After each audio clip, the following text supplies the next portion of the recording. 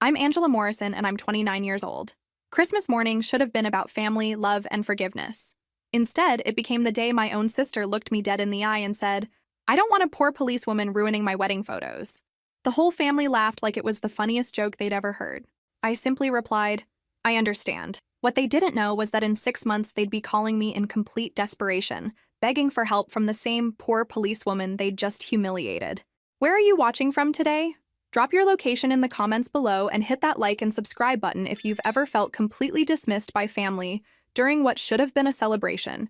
You'll definitely want to stick around for what happened next. Let me take you back to how this whole mess started, because trust me, karma has a wicked sense of humor. I'd been a patrol officer with Denver PD for 5 years, working my way up to detective through sheer determination and countless overtime shifts. While other women my age were posting Instagram selfies from fancy brunches, I was studying crime scenes and testifying in court. Not exactly glamorous, but it paid the bills and gave me purpose. My family, however, had very different ideas about success. My parents, Carol and Richard Morrison, were hardworking people who'd spent their lives in service jobs. Dad drove trucks, Mom worked retail, and they'd sacrificed everything to give their daughters better opportunities. When I chose law enforcement over a college degree, they acted like I'd personally betrayed their life's work. My younger sister Brittany was everything they'd hoped for in a daughter. Marketing degree, trendy downtown job, designer clothes, and a social media presence that made our extended family think she'd made it. At 25, she was their success story. Me? I was the daughter who settled for less. That's how Derek Patterson entered our family story. Brittany brought him to our traditional Christmas Eve dinner, practically glowing with excitement. He was handsome in that expensive way that screamed money and status. Perfect hair, designer clothes, and a smile that was probably practiced in the mirror. "Derek works in finance," Brittany announced proudly as Mom fussed over her famous prime rib. "He manages investment portfolios for high-net-worth clients." I watched my parents' eyes light up at the words high net worth. Suddenly, Derek wasn't just Brittany's boyfriend. He was their ticket to respectability. Derek was charming, I'll give him that. He complimented Mom's cooking, asked Dad about his truck routes, and seemed genuinely interested in our family traditions. But something about the way he looked at Brittany made my cop instincts tingle. It wasn't love I saw there. It was ownership. When Brittany excused herself to help Mom with dessert, Derek turned his attention to me with that practiced smile. "So, Angela, Brittany tells me you're a police officer," he said, his tone suggesting I'd admitted to being a professional snake handler. "Detective, actually," I replied, meeting his gaze steadily. "Just made the promotion last month." "How interesting," Derek said, and I caught the slight pause. Must be dangerous work. All those criminals and unpleasant situations. There was something in his voice, a subtle dismissal that made my skin crawl. Like my career was something distasteful that polite people didn't discuss at dinner. "Someone has to do it," I said simply. "True," Derek agreed with a laugh that didn't reach his eyes. "Though I imagine Brittany worries about you constantly. Such a stressful life for a young woman." Oh, this guy's good, I thought. Already planting seeds about how my job affects other people. That night, driving home to my modest apartment, I couldn't shake the feeling that Derek Patterson was performing for my family. Everything about him felt calculated, from his compliments to his interest in our lives. But when I tried to share my concerns with Brittany the following week, she shut me down faster than a speeding ticket. "I know exactly what you're doing," she said, crossing her arms defensively as we sat in her trendy coffee shop of choice. "You can't stand that I found someone successful who treats me well." "That's not true," I protested. "I just think you should take things slow. You've only been dating him for 2 months." "2 amazing months," she corrected. "Derek is everything I've ever wanted in a partner. He's successful, ambitious, and he actually wants to build a future together. Unlike some people who date other cops and call it settling." The dig at my boyfriend Marcus stung, but I pushed past it. "Brittany, I've seen this before in my work. The early signs of controlling behavior can be subtle." "Oh, here we go," she laughed bitterly. "Detective Morrison is going to psychoanalyze my relationship based on her experience with criminals. Newsflash, Angela. Not every successful man is a predator just because you spend your days dealing with the worst of society."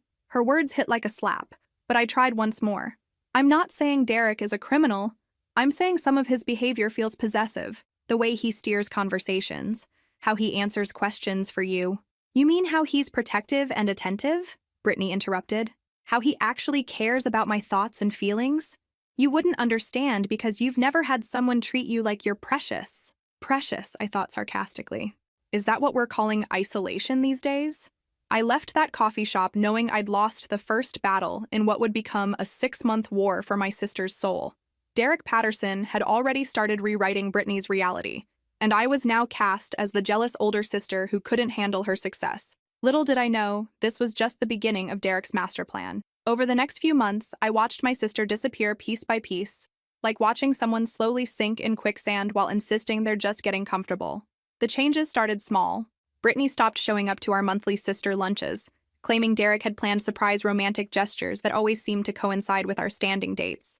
When I suggested rescheduling, she'd get defensive and accuse me of not understanding how relationships work, because clearly I'm just a lonely cop who doesn't know what real love looks like, I thought every time she canceled. Then came the bigger changes.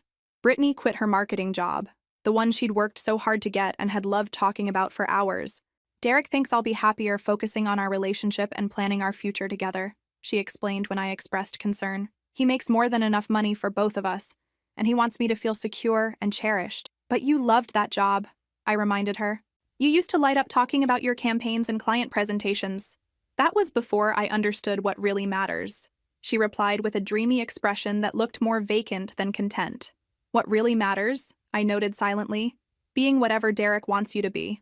The engagement happened 4 months into their relationship. Derek proposed at an expensive restaurant with a ring that probably cost more than my annual salary, and suddenly Brittany was completely absorbed in wedding planning and pleasing her fiancé. The engagement party was held at Derek's country club, the kind of place where I felt underdressed despite wearing my best outfit. I watched Derek work the room like a politician, introducing Brittany as my beautiful fiancée, while keeping a possessive hand on her lower back at all times. Classic controlling behavior, I observed. But hey, what do I know? I'm just a poor policewoman. The breaking point came when Brittany started telling a funny story about college, something that had always been one of her favorite tales. Halfway through, Derek interrupted with a laugh that sounded forced. "Sweetheart, I don't think our guests want to hear about your wild college days," he said, with what passed for affectionate teasing. "Let's tell them about our honeymoon plans instead." Brittany's face fell for just a second before she plastered on a bright smile and seamlessly shifted to discussing their upcoming trip to Italy. But I caught that moment of hurt, and it confirmed every instinct I'd been trying to ignore. There's my sister, I thought, still in there somewhere, just buried under layers of manipulation. After the party, I cornered Derek in the parking lot while Brittany was saying goodbye to friends inside. "We need to talk," I said, keeping my voice level despite the anger building in my chest. Derek's polished facade slipped slightly. "About what, Angela?" "About how you treat my sister. The interrupting, the controlling behavior, the way you're isolating her from her family and friends." He studied me for a long moment, then smiled in a way that made my skin crawl. "You know what your problem is, Angela. You're jealous. Brittany found happiness and success, and you can't stand it because your own life is going nowhere." Wow, straight to the personal attacks. How original. "My life is fine," I replied evenly. "I'm concerned about my sister's well-being. Are you?" Derek stepped closer, trying to intimidate me with his height. "Because from where I stand, you're a bitter older sister who can't handle being overshadowed by someone younger and more successful." I held my ground, drawing on years of police training. "Success isn't about money, Derek. It's about respecting the people you claim to love." "Respect?" Derek laughed coldly. "Like the respect you showed by trying to psychoanalyze our relationship from day one? Brittany told me about your little theories." "Of course he knows. He's been poisoning her against me this whole time." "If you keep spreading these ridiculous accusations," Derek continued, his voice dropping to a whisper, "you're going to destroy your relationship with Brittany permanently. Is that what you want?" Before I could respond, Brittany appeared beside us, slightly breathless from hurrying across the parking lot. "What's going on? You two look serious," she said, glancing between us suspiciously. Derek's transformation was instant and impressive. The threatening expression vanished, replaced by his charming smile. "Just getting to know each other better. You know how it is when family wants to make sure you're being taken care of." Such a performance. I'm almost impressed by how quickly he can switch personas. "Well, good," Brittany said, though her tone suggested she wasn't entirely convinced. "I want my favorite people to get along." As we drove home separately that night, I made a decision that would haunt me for months. I decided to step back, to stop pushing, to hope that maybe Derek would show his true colors before it was too late. That was my first mistake. Sometimes the only way to save someone is to keep fighting, even when they hate you for it.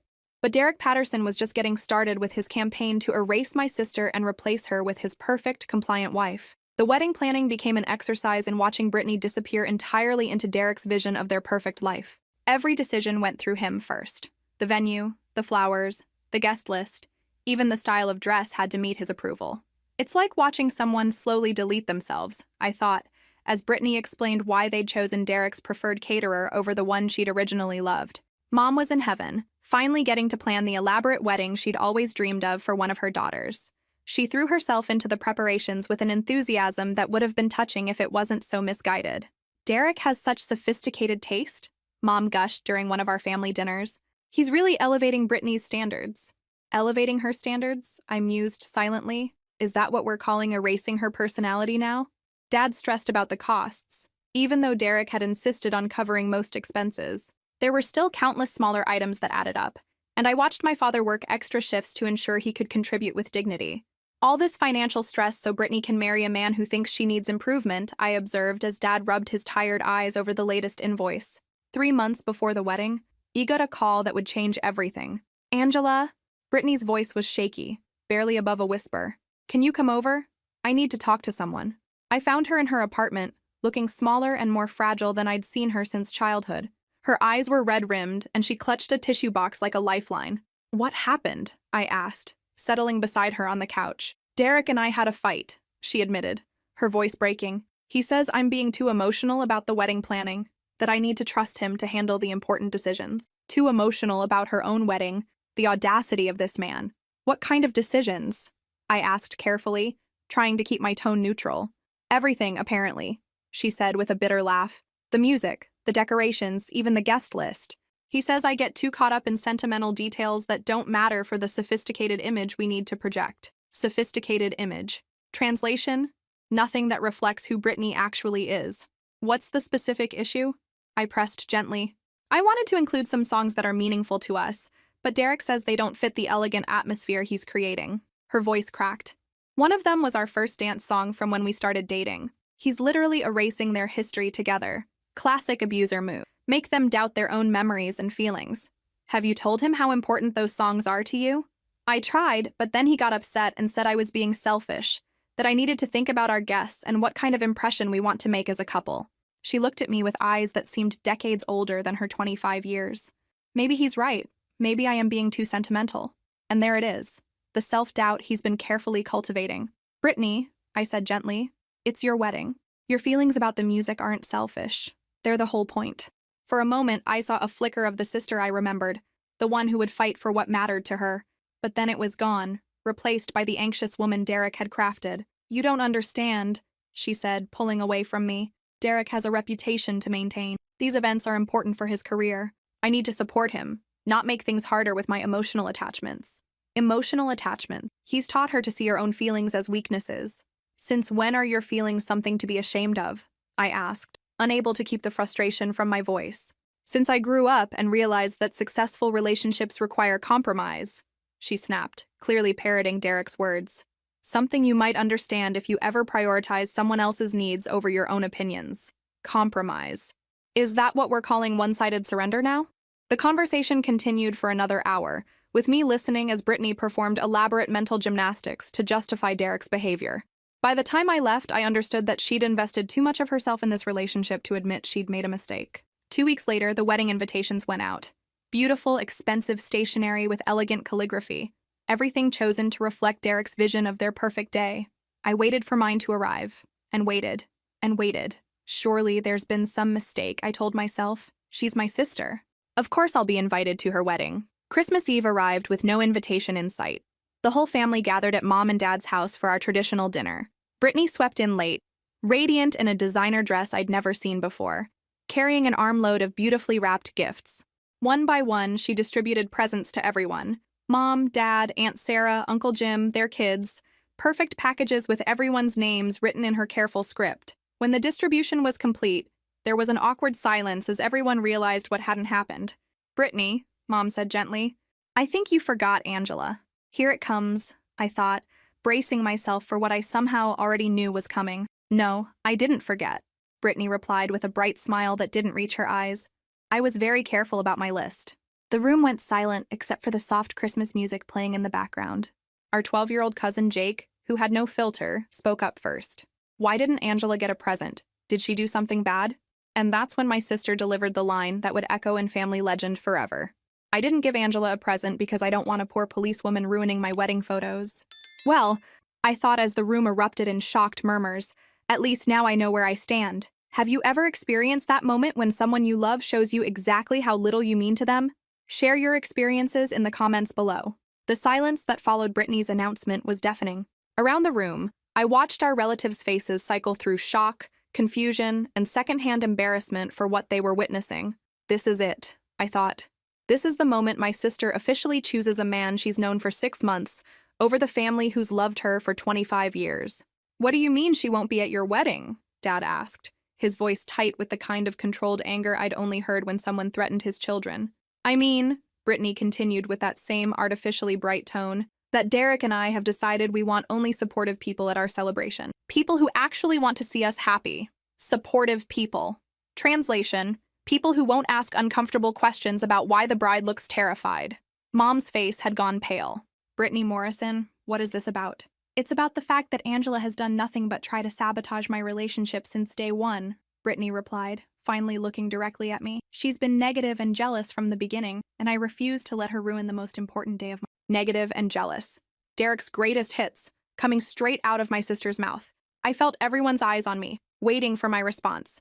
Part of me wanted to defend myself, to list all the ways I'd tried to support her despite my concerns. Part of me wanted to ask how she could throw away 25 years of sisterhood for a man who was systematically erasing her personality. Instead, I looked at my sister, really looked at her, and saw someone so lost in Derek's manipulation that she genuinely believed what she was saying. I understand, I said quietly. 2 words. That's all it took to completely derail Derek's expected drama. Brittany blinked, clearly thrown off balance. She'd obviously prepared for tears, arguments, or some kind of emotional scene that would validate her narrative about my instability. You understand?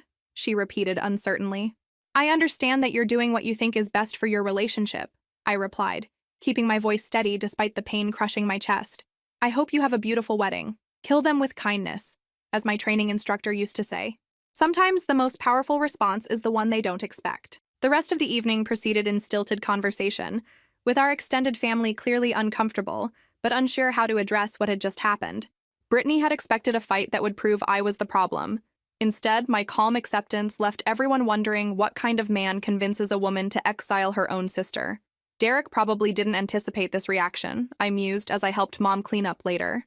He's used to creating chaos and then positioning himself as the solution. After everyone else had left, Mom cornered me in the kitchen, her eyes bright with unshed tears. That wasn't my daughter talking tonight, she said quietly. That was someone else's words coming out of her mouth. I know, Mom. Should we do something? Stage an intervention? Call Derek and tell him he's not welcome in this family? I paused in drying dishes, considering how to explain what I'd learned about domestic abuse during my police training. When someone is in an emotionally abusive relationship, forcing them to choose between their abuser and their family usually backfires, I said carefully. They choose the abuser, and then they're more isolated than before. So we just let this happen? We let her know we love her and we'll be here when she needs us, I replied, and we hope that's enough. Though privately, I'm planning to be on duty the day of her wedding. Something tells me Derek Patterson is going to show his true colors eventually, and when he does, my family is going to need a cop. Mom nodded, but I could see the heartbreak in her eyes. I keep thinking I should have seen this coming, should have done something sooner. Mom, Derek is a professional manipulator. This isn't your fault. How do you know that? About abusers, I mean? Because I've arrested dozens of them, I said grimly. They all follow the same playbook. Isolate the victim, make them doubt their own judgment, convince them that anyone who questions the relationship is the real problem. And Derek Patterson has been executing that playbook perfectly from day one. That night, lying in my apartment, I stared at the ceiling and tried to process what had happened. My sister had chosen her fiancé over her family, publicly humiliated me in front of our relatives, and there was nothing I could do about it except wait. 6 months, I told myself. In 6 months, this will either be resolved or it will be permanent. I had no way of knowing that in exactly 6 months, I'd get the most frantic phone call of my life from the very people who had just watched me get exiled from the family. Sometimes the best revenge is just being ready when karma comes calling. 3 days after Christmas, I volunteered to work the weekend shift that coincided with Brittany's wedding. If I was going to miss my sister's big day, I might as well spend it doing something meaningful. Besides, I thought with dark humor, Something tells me I'm going to be busy that day anyway. The months leading up to Brittany's wedding were surreal. Our family learned to navigate conversations around the elephant in the room, the daughter and sister who would be absent from the most important day of Brittany's life. It's like having a family member die, I thought during one particularly awkward Sunday dinner, except they're still alive and actively choosing to hurt you. Mom threw herself into spoiling our cousin's kids, lavishing attention on them that she couldn't give to wedding preparations. Dad worked longer hours, claiming he needed the overtime, but really just avoiding discussions about his youngest daughter's upcoming marriage. We're all just pretending this is normal, I observed as we sat around the dinner table making small talk about everything except the wedding that was consuming all of our thoughts. For me, work became a refuge. I'd recently been assigned to a domestic violence task force, and the irony wasn't lost on me that I was helping strangers escape abusive relationships while being powerless to save my own sister. At least someone's family gets a happy ending, I thought after successfully helping a woman leave her controlling husband. The cases were heartbreaking but educational. I worked with women who had been exactly where Brittany was now, isolated from family, convinced that their partner's controlling behavior was love, trapped in relationships that were slowly destroying their sense of self. One case particularly haunted me. Jennifer Walsh, a 26-year-old teacher whose boyfriend had convinced her to quit her job, cut contact with her family, and depend on him completely. When she finally found the courage to leave, she had nowhere to go. I kept thinking he would change, she told me during her interview, that if I just tried harder to be the perfect girlfriend, he'd go back to being the man I fell in love with. Did that man ever really exist? I asked gently. Jennifer considered this for a long moment. I don't think so. I think I fell in love with a performance, and by the time I realized it wasn't real, I'd already given up everything that mattered to me. Just like Brittany, I thought grimly, except she hasn't realized it's a performance yet. 2 weeks before the wedding, something unexpected happened. Derek called me. This should be interesting, I thought as his name appeared on my caller ID. Angela. His voice was smooth and confident. I hope I'm not catching you at a bad time. What do you want, Derek? I wanted to extend an olive branch, he said. Brittany has been more emotional than usual about the family situation, and I thought maybe we could work something out. Emotional. Of course she's emotional. You made her choose between her family and her fiancé. I'm listening, I said, curious to see where this was going. The wedding is in 2 weeks, and despite our differences, I know how much it would mean to Brittany to have her sister there. So I'm willing to overlook our past disagreements and extend you an invitation. How magnanimous of him. The man who orchestrated my exile is now graciously offering to let me back in. That's very generous of you, I replied, not bothering to hide my sarcasm. I am being generous, Derek continued, either missing my tone or choosing to ignore it. But there would be conditions. Of course there would be. Can't have me there without complete capitulation first. What kind of conditions? You'd need to publicly apologize to Brittany for the problems you've caused in our relationship. Acknowledge that you were wrong about me and commit to being supportive of our marriage going forward. Let me get this straight. I have to humiliate myself, validate his narrative that I'm the problem, and promise to never question his treatment of my sister again. And if I refuse, I asked, then Brittany will have to accept that her sister chose her own pride over being there for the most important day of her life. The manipulation is almost artistic. He's managed to make my absence at the wedding my choice instead of his decision. I leaned back in my chair, studying the ceiling of my apartment while I processed his offer. Derek was essentially asking me to validate every lie he'd told Brittany about me, to publicly humble myself, and to promise not to interfere if he continued isolating and controlling her. I need to think about it, I said finally. Of course, but I'll need an answer by Friday. We're finalizing the seating arrangements. Seating arrangements. Because heaven forbid there's an empty chair to remind everyone that the bride's sister was deliberately excluded. After he hung up, I sat in my living room for a long time, weighing my options. I could swallow my pride, apologize for crimes I hadn't committed, and watch my sister marry a man who would continue to abuse her. Or I could maintain my integrity and miss what might be my last chance to be part of Brittany's life. Either way, Derek wins, I realized. If I grovel, he's proven he can control me too. If I refuse, he gets to blame me for choosing pride over family. That night, I called my boyfriend Marcus and asked him to meet me for dinner. Over terrible Chinese food and decent wine, I explained Derek's generous offer. He wants you to publicly humiliate yourself, Marcus said bluntly. This isn't about making peace. It's about establishing dominance. I know, I sighed. But if I don't do it, I'll never see my sister again. If you do it, you'll be teaching him that he can manipulate you just like he manipulates her, Marcus countered. Plus, you'll be validating every lie he's told her about you being the problem. Marcus is right, and I know it. But the thought of Brittany walking down the aisle without any family there to support her is breaking my heart. I spent the rest of the week agonizing over the decision, imagining different scenarios and their outcomes. Finally, Friday afternoon arrived, and Derek was expecting his answer. I appreciate the offer, I told him when he answered his phone, but I can't agree to your conditions. That's unfortunate, Derek replied, though he sounded more satisfied than disappointed. I hope you can live with this decision, Angela. I hope Brittany can live with yours, I shot back, and hung up. There. It's done. I chose my integrity over my sister's wedding, and now I get to live with the consequences. That weekend, I volunteered for extra shifts. If I was going to miss my sister's wedding, I was going to spend the day doing something that actually mattered. Besides, I thought with grim humor, something tells me I'm going to get called in anyway. Saturday, June 15th arrived with perfect weather, sunny skies, gentle breeze, the kind of day that makes you believe in fairy tale endings. Too bad I was spending it dealing with domestic disputes and traffic violations instead of watching my sister get married.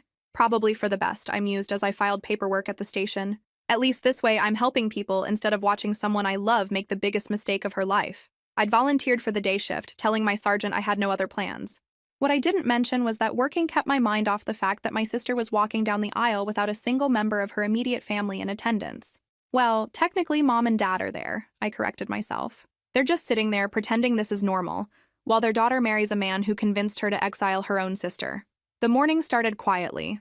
A fender bender with no injuries. A noise complaint at an apartment complex.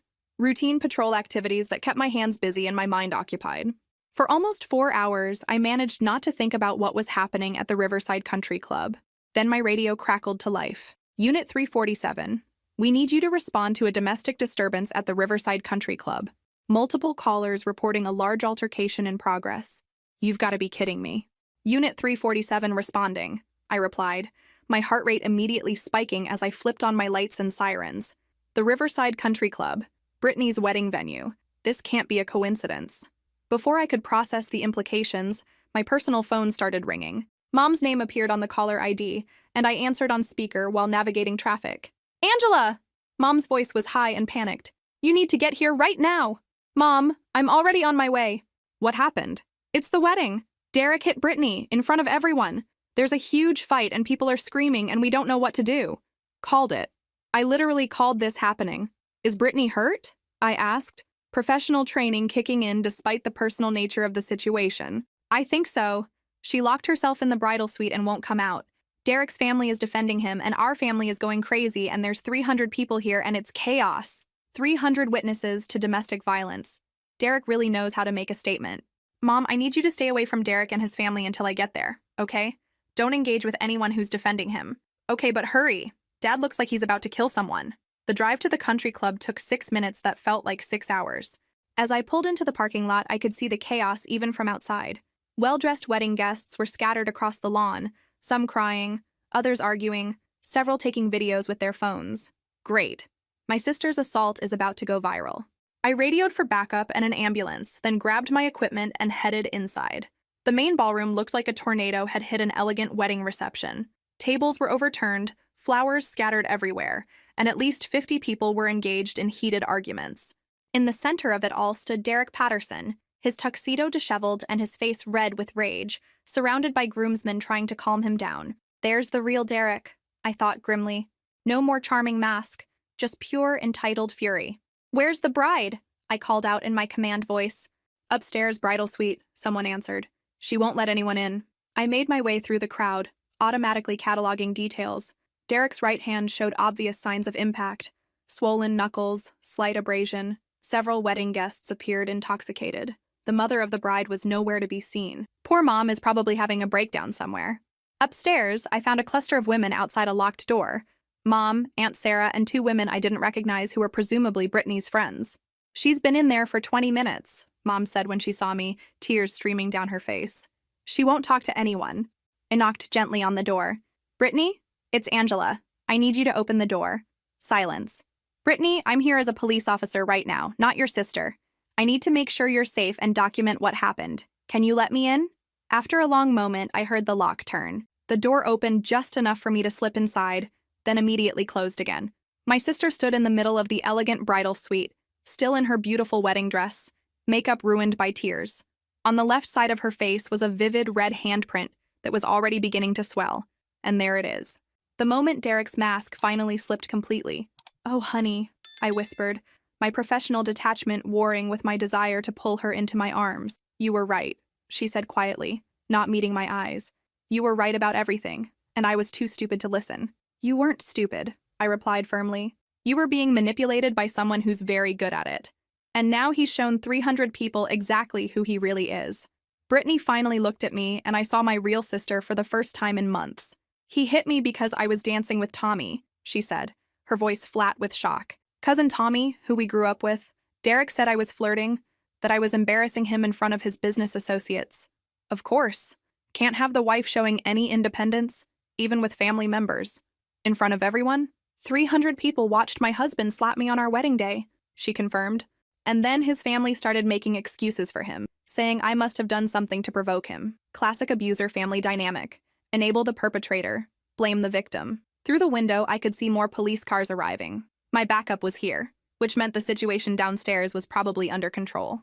"Brittany, I need to ask you some official questions now, okay?" She nodded.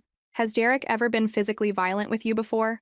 "Not hitting, but he's grabbed me hard enough to leave bruises. And he's threatened to hit me when he's been drinking or when I don't agree with him about something. Escalating violence. Textbook abuser behavior." We talked for another 10 minutes while I documented her injuries and statement. When we finished, I radioed downstairs to confirm that Derek had been arrested for assault. "What happens now?" Brittany asked.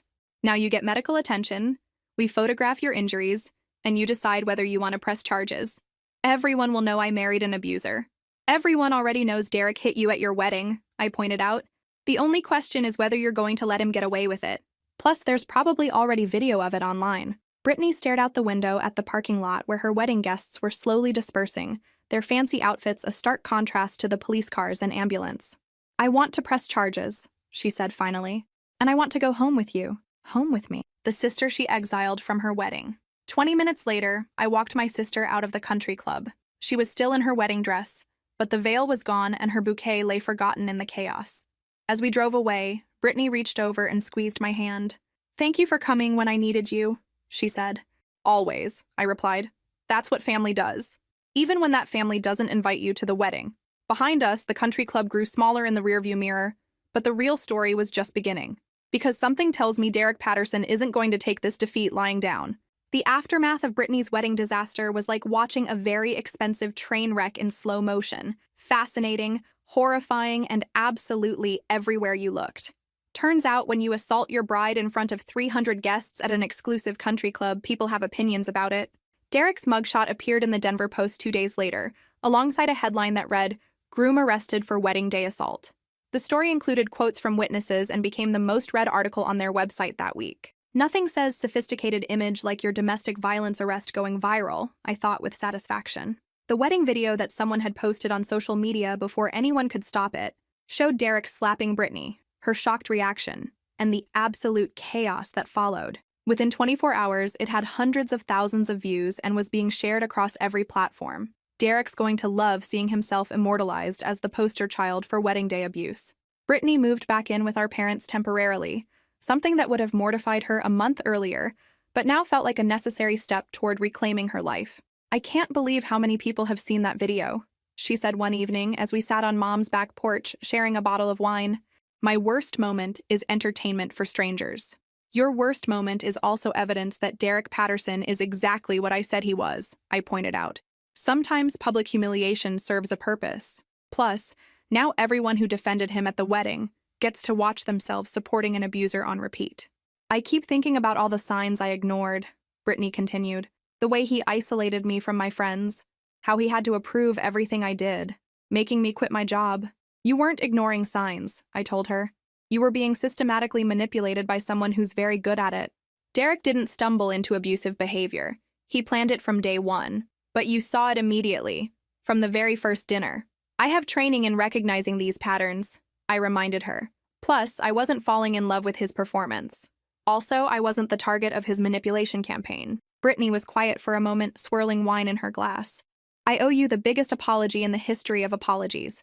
The way I treated you, the things I said, cutting you out of the wedding. You were under the influence of a professional manipulator, I interrupted. That wasn't really you talking. It was me, though, she insisted.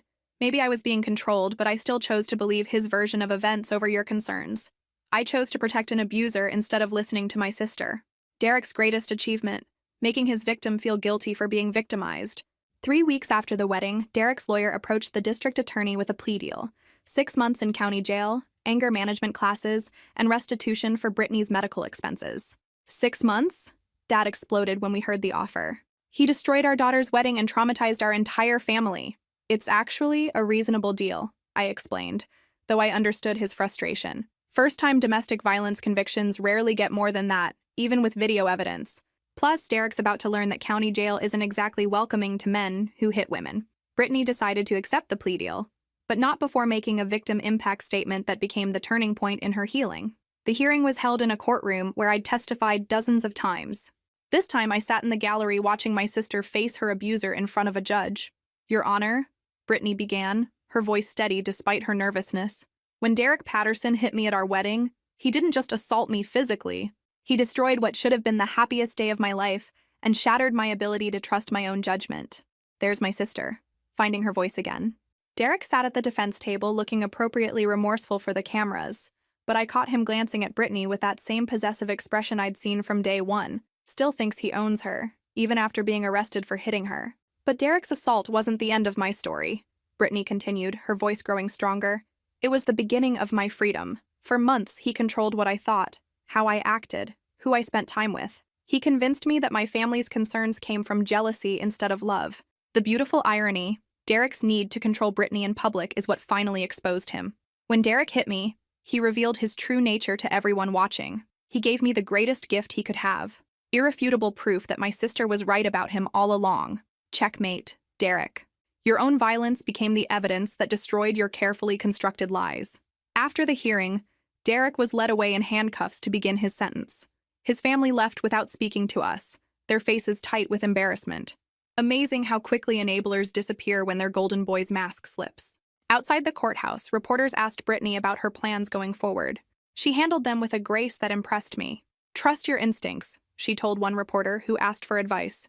And trust the people who love you when they express concerns. Real love doesn't isolate you from your support system. Spoken like someone who's learned the difference between love and control the hard way. That evening, we had the first family dinner in months that felt genuinely celebratory. Not because we were happy about what happened, but because we were together again. I want to go back to work, Brittany announced over Mom's pot roast. My old boss said there might be an opening in their campaigns department. Derek spent months convincing her that her career didn't matter. Time to prove him wrong. I also want to volunteer with domestic violence organizations, she continued. Help other women recognize the warning signs I missed. Nothing quite like lived experience to spot manipulation tactics. Later that night, Brittany pulled me aside with a nervous expression. I need to tell you something about Derek, she said. Before the wedding, he made threats about what would happen if I tried to leave him. Of course he did. Abusers always have backup plans. What kind of threats? He said he could make trouble for your career, file false complaints about police brutality or harassment. He claimed he had connections who could make those accusations stick. Derek Patterson, criminal mastermind. Too bad he underestimated how much evidence exists to disprove false allegations. Why didn't you tell me this before? Because I was terrified, she admitted. Even after he hit me, I was still scared of what he might do to hurt you. Classic abuser tactic. Threaten the people the victim loves to maintain control. Derek's credibility is pretty much shot after the wedding video, I assured her. But thanks for telling me. If he tries anything, I'll be ready. Bring it on, Derek. I've been waiting for round 2. What do you think will happen next? Drop your predictions in the comments below. Derek's revenge came exactly 3 weeks after his release from jail, and it was every bit as petty and predictable as I'd expected from a man whose entire identity revolved around never facing consequences. Because nothing says I'm totally innocent, like filing false police reports to get revenge on the cop who arrested you. I was finishing my shift on a Tuesday when Sergeant Rodriguez called me into his office with the grim expression he reserved for serious problems. Close the door, Morrison. We need to talk. Here we go. Derek's playing his trump card. I've received multiple formal complaints against you, he said, spreading documents across his desk. Excessive force, harassment, abuse of authority, all filed within the past week. Multiple complaints. Derek's been busy during his 6 months of jail time planning. What kind of complaints? I asked, though I already knew this was Derek's promised retaliation. According to these witnesses, you've been targeting Derek Patterson and his associates, conducting unauthorized surveillance, making threatening phone calls. Mike opened the folder wider. There's even alleged security footage. Alleged security footage. I'd love to see Derek explain how he got footage of me doing things I never did. Mike, you know this is garbage, I said. I haven't had any contact with Derek or his people since the court hearing. I believe you, he replied. But Internal Affairs has to investigate. You're suspended with pay pending the outcome. Suspended. Derek finally found a way to make me pay for saving my sister. The first complaint came from Derek's business partner, claiming I'd followed him home and conducted unauthorized surveillance. The second was from Derek's cousin, alleging I'd pulled him over without cause and illegally searched his vehicle. The third was from Derek himself, claiming I'd made threatening phone calls to his elderly mother. Points for creativity, Derek. Though you might want to work on your timeline skills. All three complaints were detailed, specific, and completely fabricated. But Derek had spent his jail time planning this carefully. Each allegation was designed to be difficult to disprove and damaging to my career. Too bad Derek doesn't understand how much digital evidence exists in the modern world. I called Marcus immediately after leaving the station. He found me sitting in my car, staring at my badge and service weapon that I'd just turned in. This is temporary, he said, sliding into the passenger seat. IA will see through his lies. Will they? I asked. Derek's smart, Marcus. These complaints are coordinated and detailed. Even if they can't prove them, the allegations alone could end my career. Derek's betting that the investigation will take long enough to destroy my reputation, even if I'm eventually cleared. So what do? We prove he's lying, I said, feeling my determination return. Derek made one crucial mistake. He underestimated how much evidence contradicts his timeline. Never try to frame a cop for crimes they didn't commit. We're really good at documenting our whereabouts. Over the next 2 weeks, I worked harder on clearing my name than I'd ever worked on any case. Phone records, GPS data from my patrol car, security footage from businesses, anything that could establish my whereabouts during Derek's alleged incidents. The beautiful thing about living in a surveillance state is that it's almost impossible to be somewhere without leaving digital footprints. The breakthrough came from Derek's own arrogance. His business partner, the one claiming I'd stalked him, had been arrested for DUI on the same night he alleged I was following him home. Kind of hard to follow someone home when they're getting arrested 3 miles from their office. The arrest report showed Derek's partner had been picked up heading in the opposite direction from his house, drunk off his ass and driving erratically. Note to Derek, next time you fabricate witness statements, maybe check if your witnesses have alibis for being somewhere else. One by one, Derek's carefully constructed lies fell apart under scrutiny. The security footage he provided was from wrong dates. The phone records he claimed supported his harassment allegations actually proved I was testifying in court during the alleged calls. Amateur hour, Derek. This is what happens when criminals try to outsmart the legal system. But Derek's biggest mistake was getting too specific about his harassment allegations. He claimed I'd called his mother on a Tuesday at 3 p.m., making threatening statements about his safety. Unfortunately for Derek, my phone records and court transcripts proved I was giving testimony in a completely different case at that exact time. Pro tip: when filing false police reports, don't pick times when your target has ironclad alibis. Your client made a critical error, the prosecutor told Derek's lawyer during a hastily arranged meeting. He claimed Officer Morrison called his mother while she was literally testifying in court. We have audio recordings of the entire proceeding. Derek's about to learn that lying to investigators is also a crime. 3 weeks after my suspension began, I was reinstated with full back pay and a formal apology from the department. Derek, meanwhile, was arrested again, this time for filing false police reports and obstruction of justice. Round 2 goes to the poor policewoman. How's that for poetic justice? The irony wasn't lost on me that I got to arrest him again. Derek Patterson, I said, placing handcuffs on his wrists outside his office building. You're under arrest for filing false police reports and obstruction of justice. DJ vu, Derek. Though this time you won't have mommy and daddy paying for expensive lawyers. The look of rage and humiliation on his face was almost worth the weeks of stress he'd caused. You think you've won, he snarled as I led him to the patrol car. This isn't over. Actually, it is over, I replied, opening the car door. You tried to destroy my career with lies, and all you did was add more felonies to your record. Plus, now you get to explain to your cellmates why you're back in jail for filing false police reports. They're going to love that. Derek's second trial was swift and decisive. With clear evidence of his false allegations and retaliatory behavior, the judge sentenced him to 18 months in state prison. 18 months to think about how filing false police reports to get revenge on your ex-sister-in-law was maybe not your smartest career move. After the sentencing, reporters asked about having my name cleared. It feels good to be vindicated, I said honestly.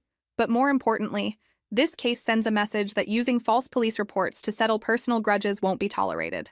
Also, it sends a message that Derek Patterson is exactly the kind of vindictive predator I said he was from day one. That evening, my family gathered at my apartment for our new tradition, Tuesday dinners where we actually enjoy each other's company. "I'm proud of you," Dad said as we shared takeout Chinese food. "You could have backed down when Derek started lying, but you fought for what was right." "Fighting for what's right is literally my job description, Dad." "Derek made one fatal mistake," I told them. "He thought he could manipulate the legal system the same way he manipulated Brittany. But systems designed to find the truth don't respond well to charming sociopaths. Unlike vulnerable women looking for love, the justice system doesn't care how pretty your smile is." Brittany raised her wine glass. "To Angela, who saved me from the biggest mistake of my life and then saved herself from Derek's revenge." "To family," I countered, "who stick together even when manipulative abusers try to divide us." Derek Patterson's greatest failure. He actually made our family stronger by trying to destroy it. As we cleaned up dinner, I realized Derek had inadvertently given us something valuable. His attempts to control and divide us had taught us to recognize real love from manipulation. Sometimes the best education comes from the worst teachers. 6 months after Derek's second conviction, life had settled into a new normal that was infinitely better than anything I could have imagined during the height of his manipulation campaign. Funny how quickly life improves when you remove toxic people from it. Brittany had been promoted to senior campaign manager at her advertising agency, a position that utilized her creativity and independence, 2 qualities Derek had spent months trying to suppress. Turns out when you're not constantly walking on eggshells around an abusive partner, you can actually focus on your career. She'd also become a passionate advocate for domestic violence awareness, speaking at women's shelters and police training seminars about recognizing early warning signs. Nothing quite like personal experience to spot manipulation tactics from a mile away. My own career had not only recovered from Derek's false allegations, but had actually been strengthened by the experience. The department used my case as a training example of how to investigate fraudulent complaints, and I'd been promoted to lead a domestic violence task force. Derek's attempt to destroy my career actually ended up advancing it. The universe has a twisted sense of humor. "You know what's ironic?" Brittany said one evening over dinner.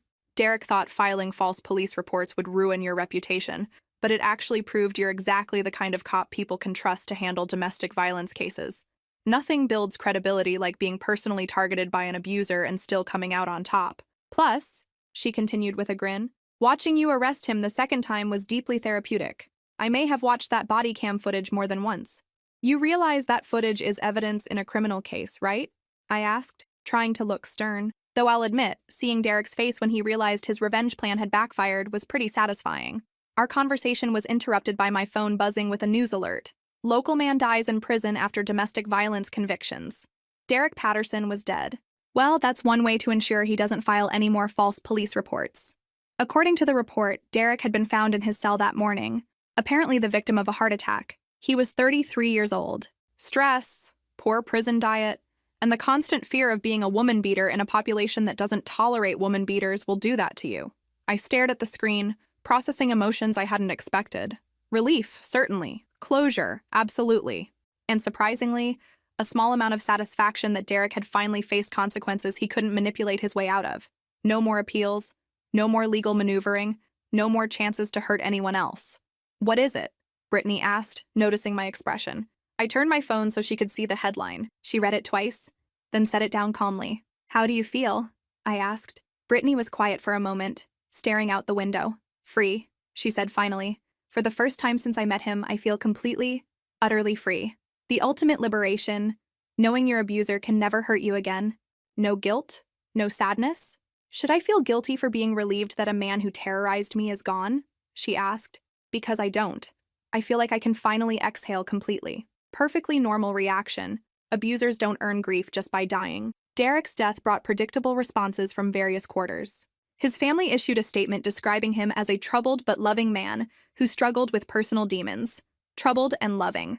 The classic abuser obituary, rewrite history to make the perpetrator sympathetic. The statement made no mention of his victims or the lives he'd damaged. Some people, it seemed, would enable Derek even in death. Can't admit their golden boy was a predator, even when there's video evidence and multiple convictions. Several people reached out to offer Brittany condolences, apparently thinking she should mourn her deceased ex-husband. Because nothing says thoughtful sympathy like telling an abuse survivor they should grieve their abuser. Mrs. Patterson? One well-meaning friend called her. I'm so sorry for your loss. It's Ms. Morrison, Brittany corrected gently. And thank you, but I'm not in mourning. Brittany's learning to set boundaries even in awkward social situations. Character growth at its finest. The most surprising response came from Derek's mother, who called Brittany directly 2 days after the funeral. I need to apologize, Mrs. Patterson said, her voice heavy with emotion. I spent so much time defending Derek that I never acknowledged what he did to you. Better late than never, I suppose. Finding Derek's journals in his apartment opened my eyes, she continued. He wrote about his plans to control you, to isolate you from your family. He actually enjoyed making you doubt yourself. Derek kept journals documenting his abuse tactics, because of course he did. Narcissists love to document their perceived cleverness. Mrs. Patterson, Brittany said gently, you're not responsible for Derek's choices. But I enabled him, she replied. Every time he got in trouble, I made excuses. I taught him that he could hurt people without consequences. The painful recognition that love without boundaries becomes enabling. After the call ended, Brittany sat quietly processing the conversation. Do you think she's right? She asked. That his mother's enabling made him worse? Derek was responsible for Derek's choices, I replied. But yes, people who consistently excuse bad behavior make it easier for that behavior to escalate. The difference between supporting someone and enabling their worst instincts. That weekend, we drove up to the mountains for a hiking trip, something we'd done as kids, but hadn't managed in years. As we climbed familiar trails surrounded by autumn colors, I felt like we were finally back to being ourselves. Amazing how much easier it is to enjoy life when you're not constantly worried about someone you love being destroyed by a manipulative partner. I've been thinking about dating again, Brittany said as we stopped at a scenic overlook. How do you feel about that? Terrified and excited, she admitted. The scary part is trusting my judgment again. How do I know I won't fall for another Derek? Valid concern. Abusers often target people recovering from previous abuse. Because now you know what warning signs look like, I replied. And because you have people who will speak up if they see red flags. Plus, you've learned the difference between protective concern and jealous manipulation. Promise me something, she said. Anything. Promise that if you ever have concerns about someone I'm dating, you'll tell me immediately. Even if I get defensive, even if it causes a fight. The most important lesson Derek taught us, trust the people who love you when they express concerns. I promise. But you have to promise me something too. What? Promise to trust yourself. Derek spent months convincing you that your instincts were wrong, but they weren't. You knew something was off about him from the beginning. Your gut instincts are usually right. The trick is learning to trust them over charming manipulation. As we headed back down the mountain, I reflected on how much had changed in 2 years. Derek Patterson had entered our lives like a hurricane, destroying everything he touched. But in the end, his cruelty had only made us stronger and more aware. Sometimes the worst experiences teach you the most valuable lessons. Derek had tried to destroy my sister and divide our family. Instead, he'd given us unshakable bonds and the knowledge to recognize real love from manipulation. Thanks for the education, Derek. Rest in whatever peace manipulative abusers get. 1 year after the wedding disaster that changed everything, Brittany called me with news that made my heart skip with both joy and protective concern. I'm dating someone, she announced without preamble when I answered the phone. Here we go. The moment of truth. Has she really learned to spot manipulation? Or is she vulnerable to another Derek? Tell me about him, I said, trying to keep my voice neutral. His name is James Chen, and before you start profiling him, he's a pediatric nurse at Denver General. We met at a domestic violence awareness seminar where I was speaking. A nurse who attends domestic violence seminars. Either he's genuinely interested in the cause, or he's really good at targeting vulnerable women. He approached me afterward to thank me for my presentation and share his experience working with kids from abusive homes. Brittany continued. When he asked me out, he immediately said we could meet somewhere public and I could bring a friend if that would make me feel safer. Okay, that's either genuine sensitivity or very sophisticated manipulation. Time to meet this guy. When do I get to vet him? I asked. Brittany laughed. Tomorrow night. Family dinner at Mom and Dad's. Fair warning, he's nervous about meeting the cop sister who saved me from my abusive ex-husband. Smart man. He should be nervous. The next evening, I arrived at our parents' house prepared to conduct the most thorough informal interrogation of my life. What I found was a man who clearly understood that dating a domestic violence survivor meant earning the approval of her protective family. James was average height with kind eyes and an easy smile that seemed genuine rather than practiced. He'd brought flowers for Mom, wine for Dad, and homemade cookies, thoughtful gestures that immediately endeared him to my parents. Either he's naturally considerate or he's done his research on how to charm protective families. "You must be Angela," he said when Brittany introduced us. "Thank you for being there for Brittany when she needed you most." Good opening. Acknowledging what happened without making it weird. During dinner, I watched their interactions with the intensity of a detective investigating a crime. James's attention to Brittany was protective without being possessive, attentive without being controlling. When she expressed opinions, he listened thoughtfully instead of dismissing or correcting her. So far, so good. But Derek was charming at first, too. Most tellingly, when Brittany mentioned her advocacy work, James's face lit up with genuine pride. "She's incredible at it," he told us. Last month, she helped a woman leave her abuser after months of failed professional interventions. Brittany has this way of connecting with survivors that cuts through fear and confusion. Derek would have minimized her work or redirected attention to himself. James is celebrating her accomplishments. After dinner, I cornered James in the kitchen while Brittany helped Dad with computer problems. Time for the real interrogation. "So," I said, leaning against the counter, "what are your intentions with my sister?" James smiled at my directness. "I intend to love her, support her dreams, and never make her choose between me and the people who matter to her." Good answer. But let's dig deeper. Do you understand what she's been through? Dating someone who survived an abusive relationship comes with challenges. "I do understand," James said seriously. "I grew up in a house with domestic violence. My father abused my mother for years before she found the courage to leave. Personal experience with abuse. That could go either way. Either he learned to recognize unhealthy patterns, or he learned to perpetuate them. I know how long it takes to rebuild trust," he continued, "and I know that healing isn't linear. I've been patient with Brittany's boundaries, and I'll continue to be patient as long as she needs." Patience with boundaries. Derek saw boundaries as challenges to overcome. We talked for 20 more minutes, and by the end, I was cautiously optimistic. James seemed to understand trauma responses, respected Brittany's independence, and had realistic expectations about their relationship timeline. Too good to be true? Or genuinely decent? Time will tell. 6 months later, James called to ask permission before proposing. A man who asks the family's blessing before proposing. Either he's old-fashioned in the best way, or he's playing a very long game. "I love your daughter," he told my parents over Sunday dinner, "and I want to spend my life making her happy, but I know how important family is to her, so I wanted your blessing first." Dad actually teared up. "Son, you've already proven yourself." The answer is yes. Dad's stamp of approval. After Derek, that means something. The proposal itself was perfect in its simplicity. James took Brittany to the coffee shop where they'd had their first date, arranged for privacy, and proposed with a ring he'd designed himself. Personal, intimate, focused on their relationship instead of public spectacle. The anti-Derek approach. "He told me he loved me exactly as I am," Brittany said when she called afterward. "He said he didn't want to change anything about me, that I was already perfect." The opposite of Derek, who spent months systematically changing everything about her. "When's the wedding?" I asked. "Next spring." Small ceremony, just family and close friends. "And Angela?" Her voice got emotional. "I want you to be my maid of honor." From exiled sister to maid of honor. Character development at its finest. "James suggested it," she continued. "He said the person who saved my life should stand next to me when I start my new one. This James fellow is saying all the right things. Let's hope he means them." The wedding planning was everything the first one hadn't been. Brittany made every decision herself, consulting James for input, but never deferring to his preferences over her own. She's learned the difference between compromise and capitulation. Most importantly, she was excited about the marriage, not just the wedding. "I can't wait to be married to him," she told me during dress shopping. "Not because I want to be married in general, but because I want to be married to James specifically." The difference between loving a person and loving the idea of a relationship. "With Derek, I was in love with the fantasy of the life we'd build together," she explained. "With James, I'm in love with who he actually is."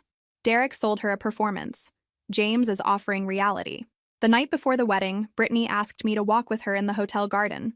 "I need to thank you," she said as we reached a small gazebo, "for never giving up on me. Even when I was awful to you, you never stopped fighting for me. Fighting for family is what we do, even when they're too manipulated to appreciate it. Derek's family enabled his abuse," she continued, "but our family fought to save me from it. That makes all the difference. The difference between love that protects and love that enables." Standing there together, I realized that Derek Patterson's attempt to destroy our family had actually taught us how strong we really were. Sometimes the worst attacks reveal your greatest strengths. Tomorrow is going to be perfect, Brittany said softly. Yes, I agreed. It is. Second wedding's done right, with real love, genuine respect, and family who actually supports the union. The second wedding was everything the first one should have been, a celebration of love rather than a performance designed to impress people who didn't matter. Amazing how much more relaxed everyone is when the groom isn't a manipulative abuser planning to isolate his bride from her family. Brittany walked down the aisle in a simple but elegant dress, her face glowing with genuine happiness instead of nervous perfection. James waited at the altar with tears in his eyes, and when he saw her, his smile was so radiant that half the guests started crying from pure joy. This is what love actually looks like. Mutual adoration instead of possessive control.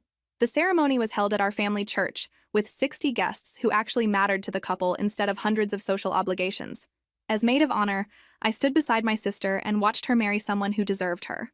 What a concept. Marrying someone who enhances your life instead of trying to control it. When the minister asked if anyone objected, there was only happy silence. When James and Brittany exchanged self-written vows, there wasn't a dry eye in the house. Brittany, James said, his voice steady despite his emotion, you taught me that love isn't about possession or control. It's about supporting each other's dreams and growing together as individuals. You've made me a better man, and I promise to spend my life ensuring you never doubt your worth again. Take notes, Derek. Oh wait, you can't. You're dead. James, Brittany replied, her voice strong and clear. You showed me that I deserve to be loved for exactly who I am. You've never asked me to be smaller or different. You celebrate my strength instead of trying to diminish it. I promise to trust myself and trust us, and to never let anyone convince me your love is anything less than real. A direct repudiation of everything Derek represented. Beautiful. Their vows were essentially a point-by-point rejection of Derek's manipulation tactics, and everyone in the church understood the significance. Nothing quite like public declarations of healthy relationship standards to make an ex-abuser's memory irrelevant. The reception was held in the church fellowship hall, decorated with flowers from Mom's garden and lights Dad had spent weeks hanging. Instead of a DJ playing generic music, James's brother played guitar while family members sang songs meaningful to the couple, personal, intimate, focused on the people they love instead of impressing strangers. During dinner, I gave my maid of honor speech. 2 years ago, I began, I watched my sister marry someone I knew would hurt her. Tonight, I'm watching her marry someone who makes her stronger, happier, and more herself than I've ever seen her. The difference between a wedding that fills you with dread and one that fills you with joy. The difference isn't just in the men she chose, it's in the woman she's become. Brittany survived something that could have broken her, and instead of becoming bitter or fearful, she became an advocate for others facing similar situations. Derek's greatest failure, trying to break someone who turned out to be unbreakable. I looked directly at Brittany, who was wiping tears from her eyes. I'm proud to be your sister, and I'm proud to celebrate the love you deserve. Love you deserve, not love you have to earn through perfect behavior. Later in the evening, James approached me during cleanup. Angela, I want you to know that Brittany told me everything about Derek. She also told me how you never stopped fighting for her, even when she pushed you away. Smart man, understanding the full context of what Brittany survived. Not everyone would have handled it the way you did, he continued. A lot of people would have given up or said, I told you so when everything fell apart. Tempting as that would have been. James, I said, I need you to promise me something. Of course. If you ever see signs that Brittany is falling back into old patterns, doubting herself, deferring to someone else's judgment over her own, will you speak up? The most important promise. To protect her from future manipulation, especially if it's uncomfortable. James replied without hesitation. Brittany and I have talked about this. She's asked me to call her out if I ever see her minimizing her needs or opinions. They've actually discussed healthy communication strategies. Revolutionary concept. As the evening ended and the newlyweds prepared to leave for their honeymoon in Ireland, Brittany pulled me aside. I know I've said this before, but I need to say it again, she said, taking my hands. Thank you for saving my life. Technically, she saved her own life. I just reminded her it was worth saving. The day Derek hit me, do you know what my first thought was? I shook my head. Angela was right. Not shock, not disbelief, just immediate recognition that you'd tried to protect me and I'd chosen to ignore your warnings. Sometimes being right feels terrible, especially when it involves watching someone you love get hurt. You refused to let me disappear, she continued. When Derek was trying to erase who I really was, you held on to the real me until I could find my way back. The most important gift you can give someone being abused, remembering who they were before the manipulation started. As I watched my sister drive away with her new husband, I reflected on Derek Patterson's ultimate legacy. He'd tried to destroy Brittany and divide our family, but instead he'd led her to the love of her life and taught us to recognize real love from manipulation. Sometimes the worst thing that happens to you leads to the best thing that happens to you. Derek had wanted to control Brittany forever. Instead, his abuse had made her strong enough to recognize and choose genuine love, poetic justice at its finest. 5 years later, I stood in the delivery room at Denver General Hospital, holding my nephew for the first time while my sister recovered from what she called the most beautiful pain I've ever experienced. From wedding disaster to perfect family, life has a way of working out when you remove toxic people from it. Baby Marcus James Chen was perfect in that way. All newborns are perfect, with tiny fingers that gripped mine and dark eyes that seemed to take in everything around him. Named after both my boyfriend and his father. I'm officially the cool aunt. He's gorgeous, I whispered to Brittany, who was exhausted but glowing. James cried when he was born, she said softly, watching her husband pace nervously by the window. Happy tears. He couldn't believe something so perfect could be theirs. The difference between a partner who celebrates your accomplishments and one who tries to diminish them. Angela, Brittany said seriously, will you be his godmother? Officially? From exiled sister to godmother. Full circle redemption. I'm sure. If something happens to us, I want Marcus raised by someone who will fight for him the way you fought for me. Someone who'll never let him settle for less than he deserves. Teaching the next generation to recognize their worth. The best possible revenge against abusers. Of course, I managed around the emotion in my throat. I'd be honored. As I watched my sister with her son, I marveled at how far we'd all come. Brittany had built a successful career as a victim's advocate with the DA's office, helping survivors navigate the legal system. Her work had contributed to new laws, making it harder for abusers to manipulate the system. Derek's legacy, inspiring legislation to protect his future victims. James had been promoted to head nurse in pediatric ICU, where his combination of medical skill and emotional intelligence made him beloved by patients and colleagues. They'd bought a house 2 blocks from our parents, creating the multi-generational support system Derek had tried to destroy. The family Derek tried to divide is now stronger and more connected than ever. My boyfriend Marcus had graduated law school and joined the public defender's office, specializing in defending domestic violence victims who fought back. His work complemented mine perfectly. I arrested abusers, he protected their victims from legal retaliation. A power couple dedicated to justice. Derek would hate how well this turned out. Our parents had become doting grandparents who spoiled Marcus while respecting their daughter's independence. Dad had started a college fund and was planning carpentry lessons. Mom had knitted enough baby clothes for triplets. Grandparents who enhance family bonds instead of trying to control them. As for me, I'd been promoted to detective sergeant leading a domestic violence task force that became a model for other departments. Every abuser we arrested was potentially prevented from harming someone else the way Derek had harmed Brittany. Derek's greatest contribution to society, inspiring better domestic violence enforcement. Do you ever think about Derek? Brittany asked suddenly. Sometimes, I admitted. Do you? I used to have nightmares about him for months after he died, she said. But now when I think about him, it's different. He's like a character from someone else's story. The ultimate healing. When your abuser becomes irrelevant to your current happiness. What changed? Brittany looked at her sleeping son. This little guy.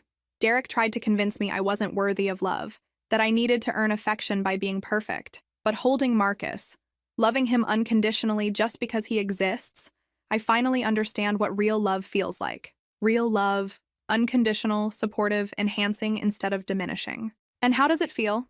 Safe, she replied immediately. Real love feels safe, the opposite of everything Derek represented. That afternoon, I found myself in the hospital cafeteria with James, sharing terrible coffee and talking about the future. She's going to be an amazing mother, I told him. She already is, he replied proudly. Did you see how naturally she knew what he needed? She'll protect that little boy the way you protected her. The cycle of protection continues to the next generation. She wants to return to work part-time after maternity leave, James said. She's not ready to give up her advocacy work. Derek spent months trying to convince her that her career didn't matter. She's proving him wrong every day. As I drove home that evening, I reflected on the journey that brought us here. 6 years ago, I'd watched my sister walk toward a man who would hurt her. I'd tried to warn her and been exiled for my trouble. Today, I'd held her son while she planned her return to meaningful work, surrounded by a husband who supported her dreams and a family committed to protecting them both. Derek Patterson had been dead for 4 years, but his impact continued rippling outward in unexpected ways. His cruelty taught us to value kindness. His manipulation taught us to prize honesty. His attempts to divide us made us unbreakably strong. Most importantly, his efforts to make Brittany smaller had ultimately made her larger, more confident, more purposeful, more determined to help others avoid what she'd endured. The best revenge, turning your abuser's worst efforts into your greatest strengths. As I pulled into my driveway, my phone buzzed with a text from Brittany. "Thank you for never giving up on me. Marcus is lucky to have you as his godmother." I smiled as I typed back, "Thank you for finding your way back to yourself." That little boy will grow up knowing exactly what real love looks like. If this story resonated with you, make sure to like and subscribe for more stories about family, resilience, and the power of never giving up on people you love. Sometimes the most painful experiences lead to our greatest victories, and sometimes the people who try to hurt us end up making us stronger than we ever imagined. The Morrison family learned that lesson the hard way, but we learned it completely. And now, with baby Marcus sleeping peacefully surrounded by people who will spend their lives protecting him and teaching him his worth, Derek Patterson's story is finally completely over. Our story, however, is just beginning.